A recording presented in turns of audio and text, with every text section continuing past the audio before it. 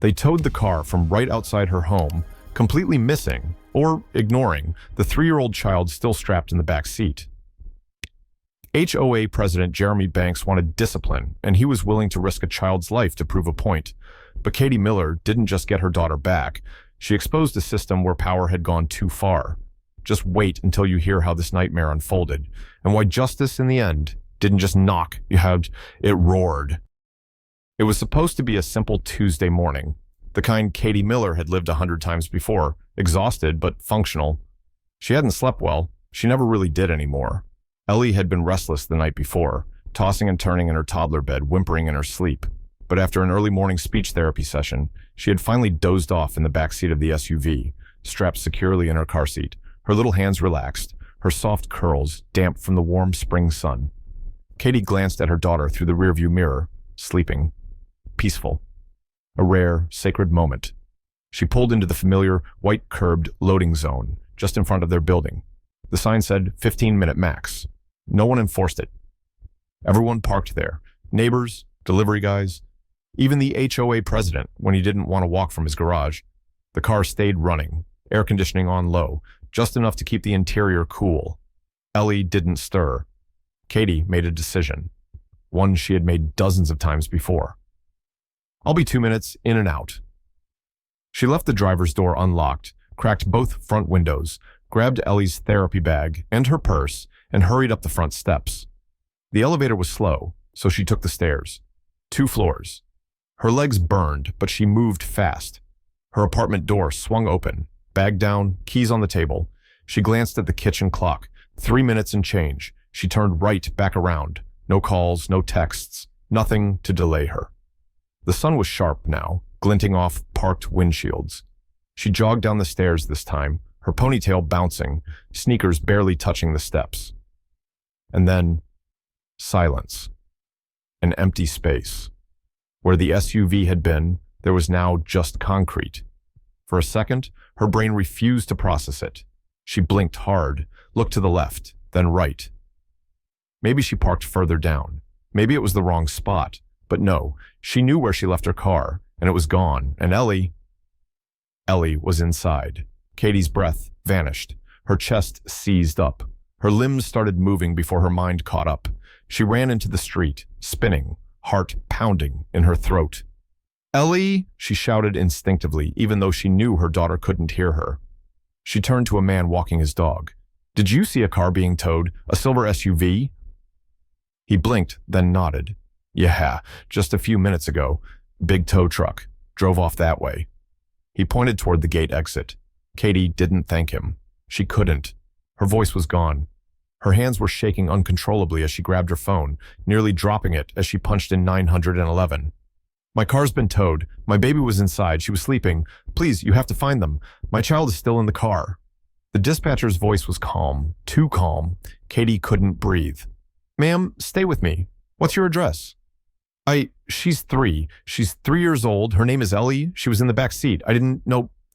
Tears blurred her vision as she staggered into the parking lot, scanning for anything, any clue, any sign of movement. She was already dialing again, HOA emergency line this time. The woman on the line barely paused. "Yes, that vehicle was towed by directive of the board. It was in a loading zone. My child was inside." "That's not our responsibility, ma'am. We enforce the parking code." A beat. Silence. And then Katie screamed. Not just from fear, but from a gut-deep realization. They didn't even check. They towed a car without looking. They towed a car with a child inside. Somewhere out there, her daughter was being hauled across the city in the back of a locked vehicle, under a rising sun, windows cracked just barely, with no one watching her. Katie's scream ripped through the stillness of the complex like a siren. It wasn't just loud. It was the sound of something primal, a mother's terror laid bare.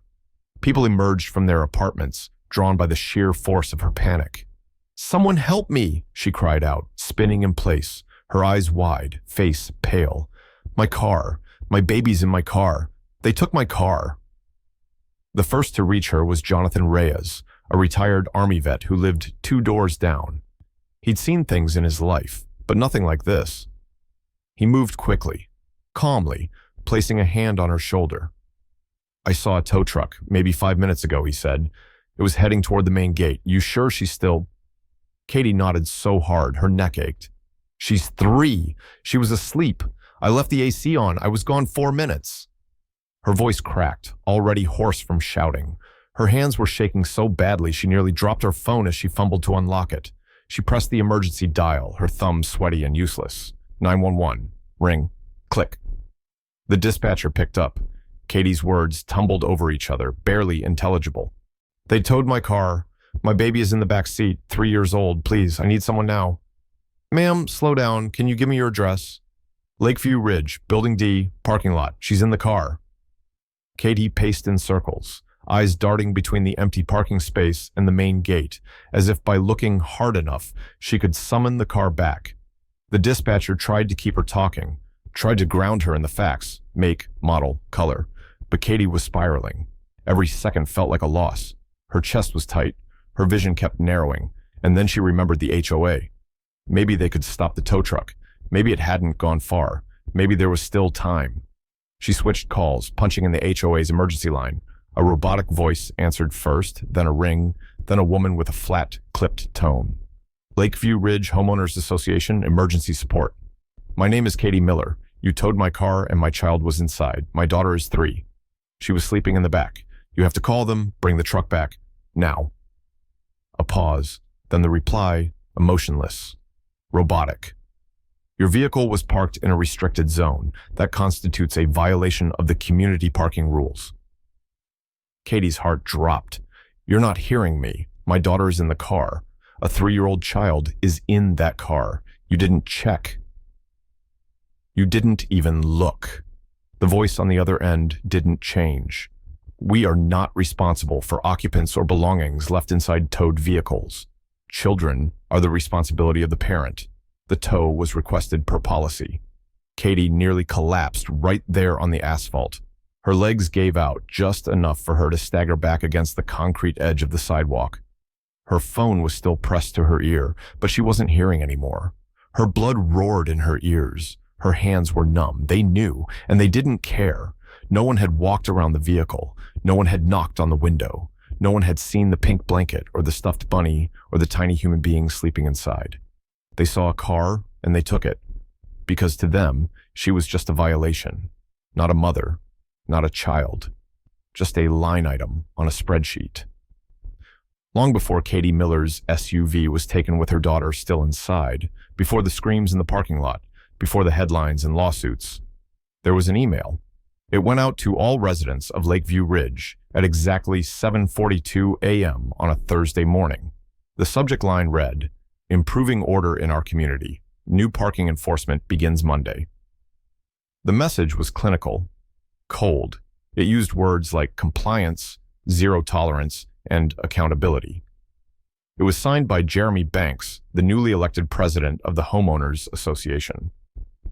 Few knew much about Jeremy, aside from the fact that he had worked in corporate real estate and once boasted about suing his own neighbor in college for decorative flag violations.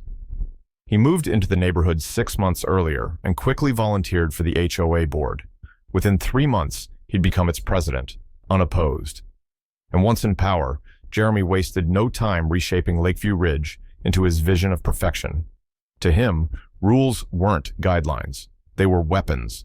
The new policy was his first swing. According to the internal board memos, later leaked, Jeremy had grown frustrated by what he called a culture of leniency and resident entitlement.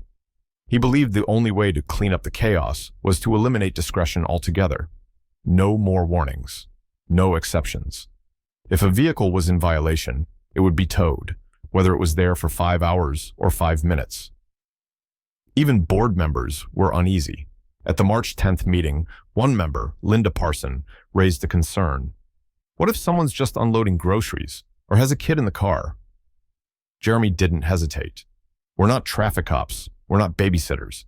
If we start making case-by-case calls, the rules mean nothing. If we want to get serious, we need to stop making exceptions. No vote was held. Jeremy declared the motion adopted. Within a week, the HOA signed a contract with Horizon Recovery Services. a local tow company known for aggressive enforcement and fast response times. Horizon was instructed to respond to any report of a parking violation within 10 minutes. No warnings, no notices, no questions asked. Katie's silver SUV, parked briefly in a loading zone with her sleeping child inside, became the first test case of Jeremy's vision. Internally, the tow was labeled in HOA emails as a clean application of the new policy. "We're sending a message," Jeremy wrote to the board. "This is how we set a new tone."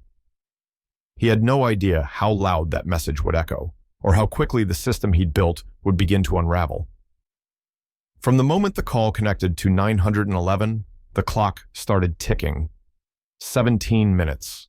That's how long it took to locate the tow truck, trace its route, and dispatch officers to intercept it at the Horizon Recovery Tow Yard on the industrial edge of East LA. To Katie, those minutes felt like a lifetime. To Ellie, trapped inside a locked SUV under the punishing spring sun, they could have been her last. Inside the car, the air conditioning had shut off the instant the tow truck's rear wheels lifted the vehicle. The engine went dead. The cab became a metal coffin, baking under the California heat. Outside, 87 degrees Fahrenheit. Inside, climbing past 110 degrees Fahrenheit within minutes. Ellie, still strapped in her car seat, had no way to escape. Her tiny body, dressed in light cotton pajamas with dinosaurs printed on them, began to sweat through the fabric. Her cheeks turned a blotchy red. Her curls stuck to her forehead. She cried at first, soft, then louder, then weaker. No one heard her. At the front of the tow yard, 2 employees signed intake papers and talked about lunch. The windows of the SUV were slightly cracked, but it made no difference. The vehicle was parked in full sun on hot concrete. At minute 10, Katie and 2 patrol officers arrived at the main gate. It was locked. "There's a child in the vehicle you just brought in," Katie shouted. 3 years old, you need to open the gate now." The attendant didn't react at first. Confused, dismissive. Then panic. A radio call. Keys dropped. The gates groaned open. Minute 14. They ran. And there she was, sweating, sobbing, disoriented. Her lips dry, her hands limp, her cry more like a whimper. She looked around, but her eyes didn't focus. Her body was slumped to one side in the seatbelt, too tired to sit upright. Katie pulled the door open with shaking hands. The heat slapped her in the face like a furnace. She unbuckled Ellie, cradled her in her arms, whispering over and over, it's okay, baby, I'm here, Mommy's here." Ellie didn't respond. Her head rested against Katie's chest, her skin burning hot to the touch. Minute 15. An ambulance pulled up. Paramedics rushed in. They moved quickly, checked vitals, applied cold packs, started oxygen. Minute 16. Ellie whimpered once, then vomited. Minute 17. A paramedic turned to the officer and said, with the flat precision of someone trained to state facts without emotion, "If they'd waited even 5 more minutes, we might be talking about brain damage, or worse." The word worse hung in the air like poison. Katie sat on the curb, watching as her daughter was loaded into the ambulance. Her hands were still shaking. She didn't cry anymore. She couldn't. Her body had gone cold, even as the heat radiated off the asphalt. She just stared ahead, frozen, replaying the 17 minutes over and over in her mind. Not one person from the HOA had called. Not one had followed up. Not one had asked, was the child okay? It started with a single tweet. A local reporter from Channel 4 posted a photo of the tow yard, a blurry screenshot of security footage showing the SUV being dropped off, and a quote from the paramedics' report, "If they'd waited even 5 more minutes." Within hours, the story had gone viral. The headline hit like a punch to the chest. 3-year-old trapped in towed vehicle. HOA under fire for ignoring child inside. At first, people didn't believe it. This can't be real. No one's that cold. It has to be a mistake. Someone's going to fix this, right? But as details surfaced, the policy documents, the 911 calls, the recorded HOA response, disbelief gave way to fury. The timeline was airtight. The facts were public. There was no way to spin it. Thousands of comments flooded every platform. Facebook, Nextdoor, Twitter, even Reddit. Strangers from across the country weighed in. Fire every single one of them. They almost killed a baby to make a point, not a parking issue. This is child endangerment, and they knew it. I hope the HOA president gets arrested, not sued, arrested. The words spread faster than the HOA could contain them. By noon the next day, satellite vans lined the sidewalks of Lakeview Ridge. Local stations led with the story. National news picked it up that evening. Katie didn't ask for attention. She didn't want a camera in her face, but she agreed to one interview. HSM standing outside Children's Hospital, Ellie sleeping inside, hooked up to an IV. Her voice was hoarse. I left my car for 4 minutes. They didn't check. They didn't even care. My daughter could have died because someone wanted to make an example. The footage played again and again, and then silence from the HOA. No statement, no apology, not even a message to residents. Jeremy Banks, once so vocal about order and discipline, vanished. He didn't respond to press inquiries. He skipped the emergency HOA meeting. Neighbors said they saw him loading boxes into his SUV 3 nights later. Inside the HOA boardroom, the mood shifted. 3 board members resigned within the week. One, speaking anonymously, told reporters, "We were told to trust the policy. We didn't know what it would cost until it was too late." A week earlier, Jeremy Banks was just a bureaucrat in khakis. Now, he was the face of something darker, the system that valued a regulation more than a child's life. And the public wasn't done. People demanded criminal charges. They flooded City Hall, emailed state officials, and called for statewide reform of HOA powers. What began in a quiet parking lot had ignited a storm, and the wind was only beginning to howl. By the 3rd day, it was no longer a story about a parking dispute. It had become a matter of federal law. That morning, the Department of Justice confirmed what had been rumored online the night before. The FBI had officially opened a federal investigation into the Lakeview Ridge HOA. The charge, child endangerment. Under U.S. Code Section 1201 and related child protection statutes, it was treated as a potential felony because this wasn't just about neglect. It was about willful disregard for human life. At the center of it all stood a digital folder marked Exhibit A. Inside, footage from a security camera mounted on a lamppost outside the Horizon Recovery Services tow yard. The video wasn't dramatic. No music, no edits. Just a grainy, time-stamped record of what happened and what didn't. It showed the tow truck pulling in at 10:27 a.m. The driver, later identified as Luis Ramos, 46, contract worker for Horizon, stepped out, clipboard in hand. He circled the vehicle once, then again. He paused behind the SUV. He looked directly through the rear window. A small shape could be seen inside, still, curled slightly to the side, head resting against the seat. Luis looked, then turned away. No call was made, no horn, no knock, just silence. Then paperwork, then the gate closed. When agents questioned Luis, his answer was direct. "Yeah, I saw the kid. I hesitated, but the order came from HOA directly. They said tow it, no matter what. I didn't want to lose the contract. They pay a bonus for quick response." That statement, recorded, signed, and verified, was the breaking point. It proved intent. It proved knowledge. It proved that someone saw a child and chose policy over life. Federal prosecutors moved quickly.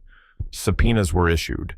Cell phone records, internal emails, and board meeting transcripts were collected. The HOA's towing contract was dissected line by line. Among the findings, a clause that rewarded rapid response to violations within 15 minutes. An internal HOA memo labeled Policy Enforcement Strategy, No Exceptions. A Slack conversation where Jeremy Banks joked, "One tow and people will stop thinking they're special." There was nothing funny now. Jeremy Banks was served with a federal summons at 6:43 a.m. on a quiet cul-de-sac in Glendale. 2 other board members, Angela Rowe and Mark Dorsey, were also named in the complaint as having voted in favor of the zero-tolerance tow order, despite expressed concerns from others. Public statements followed. U.S. Attorney Monica Lee addressed the press with sharp clarity. This wasn't a mistake. This was calculated neglect. A child's life was put in danger, and not by accident, but by design. For the first time since the incident, Katie Miller smiled. Just faintly. Just for a second. It wasn't joy. It was something closer to relief. The law had finally caught up, and the system that almost took her daughter would now have to answer. In court, under oath, and under the weight of the justice it thought it could outrun. Katie wasn't alone. She never had been. But until her story broke through, no one else had dared to speak. Within days of the FBI's announcement, calls and emails began flooding a pro bono legal hotline set up by a local civil rights firm.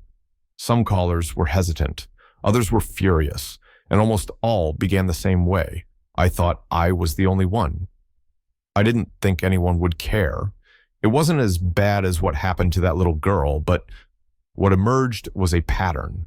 A retired school teacher who had received $800 in fines for leaving her car running while unloading groceries. A family of 4 who returned from vacation to find their second car towed without notice, despite having an active parking permit. A 72-year-old veteran who was publicly reprimanded by the HOA for abusing guest privileges because his visiting son parked overnight while helping with yard work. The new regime, as some residents bitterly called it, had operated like a machine. One that didn't listen, didn't explain, and didn't care. It punished first and asked nothing later. But Katie's story cracked the armor. By the time she was summoned to testify before a federal grand jury, she was no longer just the mom whose car got towed. She had become a symbol, a line in the sand. The courthouse room was silent as she walked in. She didn't wear makeup. She didn't rehearse. Her lawyer offered to help her prepare. She said no. "I just want to speak plainly," she said. "I want them to hear the truth the way I lived it." She was sworn in, hands trembling only slightly, and sat down before 12 strangers in a room that now held the weight of her worst day. And then she spoke. They didn't see a child. They saw a car in a loading zone. They didn't knock on the window. They didn't check. They saw a vehicle, not a life. Her voice didn't rise. She didn't choke on her words or collapse into tears. Instead, every sentence landed like a scalpel. Precise, quiet, unignorable. They didn't forget about my daughter. They erased her. No one interrupted. No one moved. By the time she finished, several jurors were visibly shaken. One wiped her eye with a tissue. Another stared down at the notepad in front of him, pen frozen in place. Outside the courthouse, reporters waited. But Katie didn't stop to speak. She held Ellie's hand and walked straight to the car. She didn't want a spotlight, but she'd already become a light for others to follow, and in the days that followed, they came. One by one, story by story. Page after page of testimonies, affidavits, letters from residents who had lived under silent fear of the HOA. Fined, shamed, ignored, but not anymore. Katie had opened a door, and now, no policy, no contract, and no HOA president could shut it again. Justice didn't come quickly, but when it came with weight. 2 months after Katie's grand jury testimony, Jeremy Banks, along with Angela Rowe and Mark Dorsey, were indicted on multiple federal charges, including child endangerment, willful negligence, and conspiracy to obstruct civil rights under color of authority. The charges stunned even those who had followed the case closely. This wasn't just a slap on the wrist. This was the law stating in no uncertain terms. This was not just immoral. This was criminal. The Department of Justice issued a public statement. These individuals held positions of power and chose to weaponize policy in a way that endangered human life. They violated the public trust, and they will be held accountable. Jeremy Banks was arrested at a relative's home in Arizona, where he had been staying to avoid the press. He appeared in court 3 days later, in a suit 2 sizes too big, wrists in cuffs, eyes sunken. He pled not guilty. The public didn't buy it. Meanwhile, Horizon Recovery Services, the tow company contracted by the HOA, had its state license revoked permanently. The Department of Transportation cited gross procedural violations and repeated endangerment of passengers, both aware and unaware. Civil suits followed swiftly, over 24 from residents, including the Millers. But for Katie, the courtroom wasn't the end of the fight. Her legal team, working with child safety advocates and community organizers, drafted a proposal for a new statewide bill. A simple law with one clear purpose: protect children from ever being treated like they're invisible. They called it the Ellie Law. The bill proposed mandatory visual inspection of all vehicles prior to any non-emergency tow.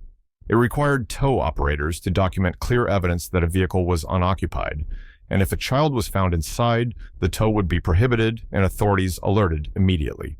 Some lawmakers called it common sense, others called it overdue. Katie called it the bare minimum. When the bill was formally introduced in the California State Assembly, Katie was in attendance. She sat quietly in the back row with Ellie on her lap. The child whose silent presence in a car had sparked a movement. She didn't speak to cameras that day. She didn't need to. The moment itself said everything. A mother, once dismissed by a phone operator as responsible for her own mistake, now responsible for a law that could save lives. Katie didn't ask for revenge. She never wanted to ruin reputations or see people dragged through the mud. I didn't want anyone to suffer. I wanted people to wake up. And they did. Across California, HOAs began rewriting their policies. Tow companies updated training protocols. Emergency services created new checklists for vehicle inspections. Even outside the state, advocates were pushing for similar laws under different names, but with the same heart. Katie got what she came for. Not punishment, change. And that was enough. Ellie recovered. Not all at once, and not without scars. For weeks after the incident, she woke up screaming, arms flailing, breath short, still convinced she was locked in the car, alone, melting under the sun. Katie would hold her, rock her, whisper the same words every time. You're safe. You're home. Mommy's here. She never left Ellie alone in a car again, not even for a second. She couldn't. Therapists said the trauma would fade. With time, with patience, with love. They were right. Ellie started drawing again. She laughed at cartoons. She clung tighter to Katie than she ever had before. And Katie let her, because for 17 minutes, she hadn't known if she'd ever get that chance again. And now, Ellie sleeps through the night, most nights. Katie still lives in the same apartment. The spot where her car once stood, where everything changed, is now just concrete again. But she never parks there. On her keychain, she carries a small silver pendant shaped like a car key. Etched into the back are two simple letters. E.M. Ellie May.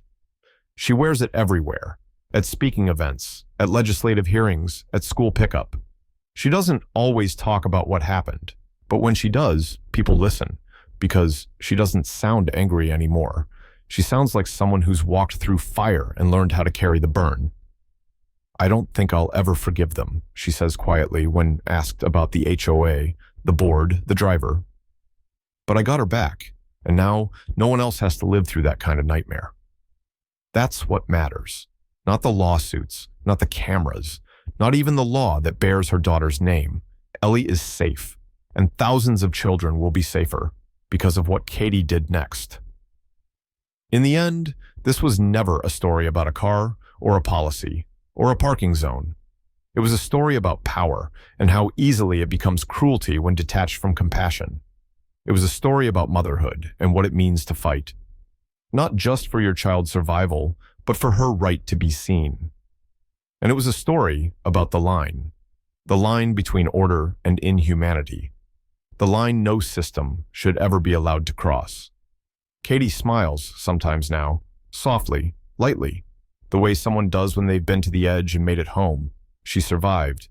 Her daughter survived. And through them, the world learned something it should have known all along. Children are not invisible, and no rule is worth more than a life.